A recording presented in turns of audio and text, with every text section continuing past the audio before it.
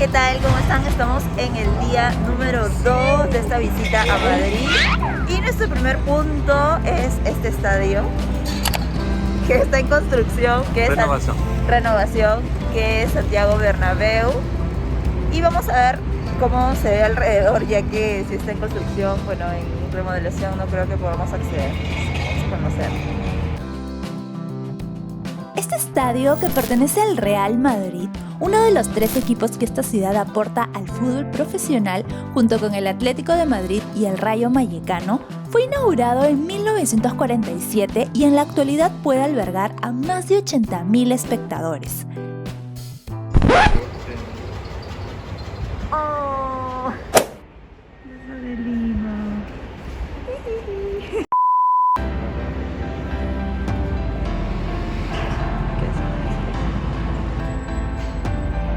Plaza de Lima.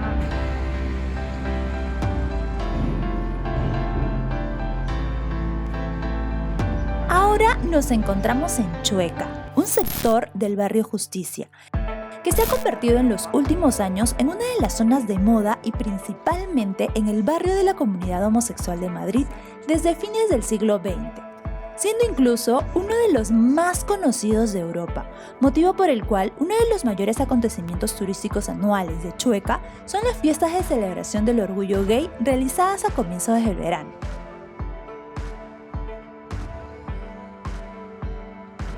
Otra actividad que hacer si vienes a Madrid es por lo menos visitar algunos de sus museos de lo que denominan el Triángulo del Arte, conformado por el Museo del Prado, el Museo Reina Sofía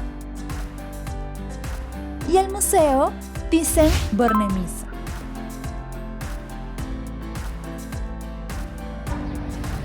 Miren, acá está el Museo del Prado. Vemos que muchos lugares están en mantenimiento, en reconstrucción. Me parece bien. Y miren qué hay acá. La Real Academia de la Lengua Española. Particularmente recomiendo visitar el Museo del Prado, ya que no solo es el más conocido de Madrid, sino que es uno de los museos del arte más importantes del mundo, contando con una valiosa colección de 8.600 cuadros y más de 700 esculturas, además de la colección de pintura española más completa del mundo. Tiene obras desde el siglo XI, salas dedicadas a El Greco, al Siglo de Oro, a Goya y del siglo XIX. Bueno, las colas son enormes porque una cola es para sacar el ticket y la otra cola es para los que ya tienen ticket. Entonces lo que recomendamos como el ingreso libre es de 6 hasta las 8, es que podamos sacar los tickets en la mañana, cosa que a las 6 que abre el ingreso libre venimos ya con el ticket y entramos, solo hacemos una cola. Y ya que nos referimos al arte, cerca también encontraremos el edificio del Círculo de Bellas Artes, que nos comentaron que cuenta con el mejor mirador de Madrid, y pues este lugar en realidad es una institución privada que ha desarrollado actividades de alcance internacional en el campo de la creación y difusión cultural. Otra edificación muy curiosa por su diseño exterior y jardín vertical es este, es decir, el Centro Cultural Caixa Forum.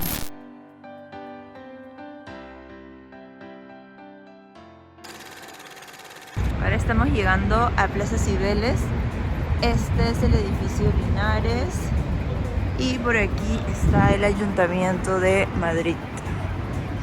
Vamos a ver todos los 4 edificios que rodean la plaza. Este lugar es otro símbolo de la ciudad.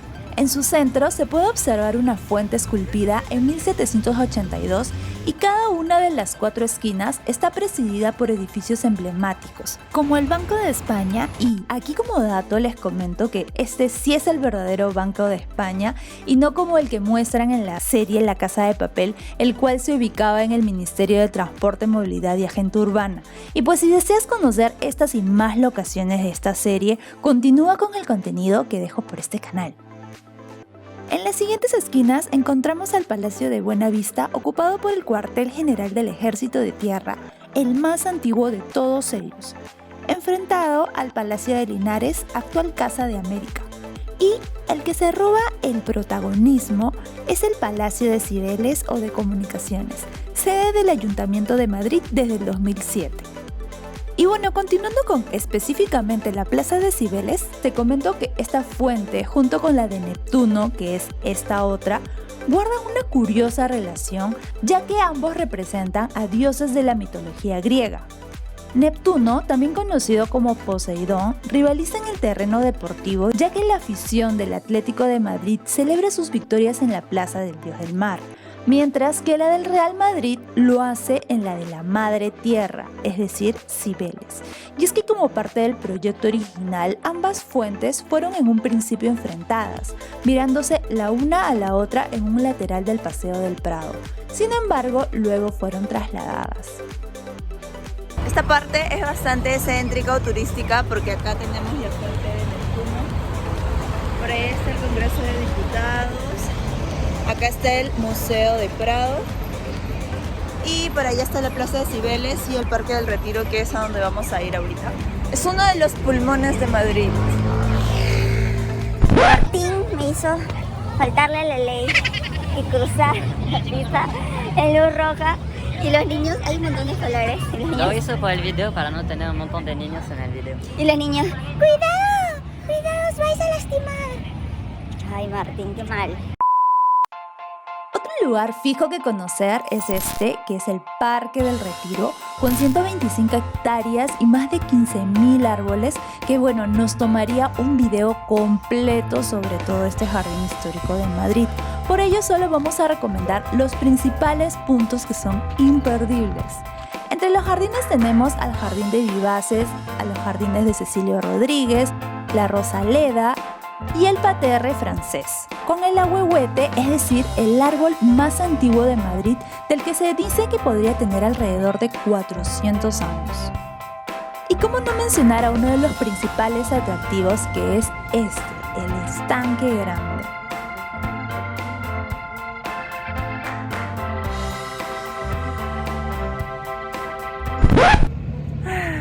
Sí, se siente el aire puro. Hace unos segundos, Martín. Siento toda la contaminación.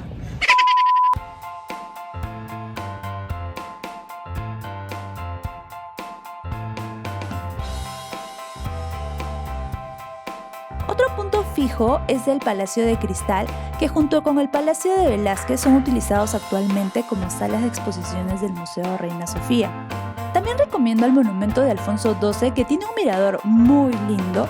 También la Casa del Pescador, la montaña artificial y la estatua del ángel caído, que según dicen es la única escultura en el mundo que representa el día. Y saliendo del Parque del Retiro podemos ver la Puerta de Alcalá. Se ve desde uno de sus lados y vamos a ir para allá para apreciarla por completo. Situada en el centro de la Plaza de la Independencia, la Puerta de Alcalá es una de las 5 antiguas puertas reales que daban acceso a la ciudad. Fue construida en 1778 por mandato de Carlos III para sustituir otra anterior que databa del siglo XVI. Recibe este nombre por estar situada junto al camino que conducía a Alcalá de Henares. Y pues se trata de un arco de triunfo de granito de estilo neoclásico que, según dicen, fue el primero construido en Europa tras la caída del Imperio Romano, por lo que de ser así, sería el precursor de otros conocidos como el Arco de Triunfo de París y la Puerta de Brandeburgo de Berlín. La decoración de la cara interior representa las 4 virtudes: prudencia, justicia, templanza y fortaleza. Y la exterior, presidida por el escudo real, es la que presenta mayor riqueza decorativa.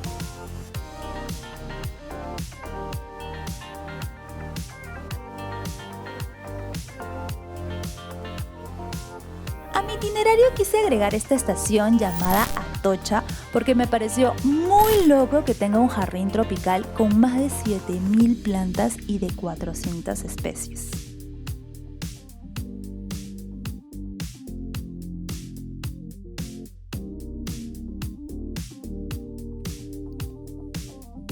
Al salir de la estación se puede ver el monumento en honor a las víctimas del mayor atentado de la historia de España y el segundo mayor en Europa. A este ataque se le denomina 11M porque se produjo el 11 de marzo del 2004, fecha en la que detonaron 10 explosiones casi simultáneas en 4 trenes de Madrid, falleciendo 193 personas y alrededor de 2.000 heridos. Y bueno, creo que sería imposible decir que conoces Madrid sin haber transitado por algunas de sus icónicas calles, como por ejemplo Gran Vía, la cual alberga un gran número de restaurantes, cafés, teatros, cines y sobre todo tiendas de moda, nacionales e internacionales. Es bastante transitada, por lo que a algunos les recuerda un poco a la Quinta Avenida de Nueva York, pero su fama se debe realmente a sus cines.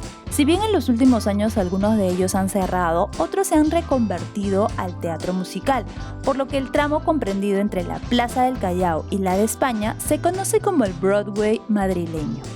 Metrópolis es uno de los edificios más vistosos del centro de Madrid. La figura de la Victoria alada en su cúpula es uno de sus mayores símbolos. Sin embargo, no está exactamente ubicado en la Gran Vía, ya que pertenece al número 39 de la calle de Alcalá.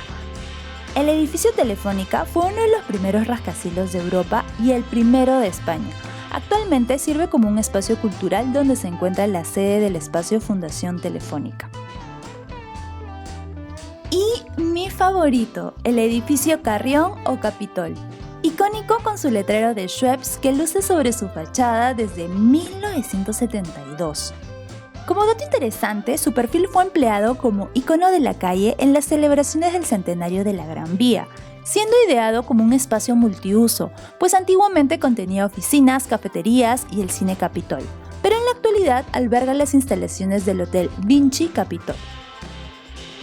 Esta edificación, una de las más conocidas del tercer tramo de la Gran Vía, se ubica específicamente en la Plaza del Callao.